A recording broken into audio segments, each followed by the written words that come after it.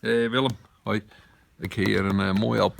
Het is een mansie in een soort cowboylandschap, maar een cowboypet op. Cowboyhoed op bedoel ik natuurlijk. En ik ben een liefhebber van country en western muziek, dat moet duidelijk wezen. En daarom heb ik deze plaat mooi naam. Maar het is helemaal geen country, het is een jazzplaat. Sonny Rollins, de laatste nog libbende, grutte tenor sax player van ja, de klassieke tijd van de jazz. En midden jaren 50, hij nam wel 3-4 platen per jaar op ook. Maar dit is toch wel een van zijn meeste werken, vind ik. Way Out West. Ja, het is een jazzplaat, maar hij heet Way Out West en hij zit hier in een western landschap, zoals het in de westernfilms voorkomen.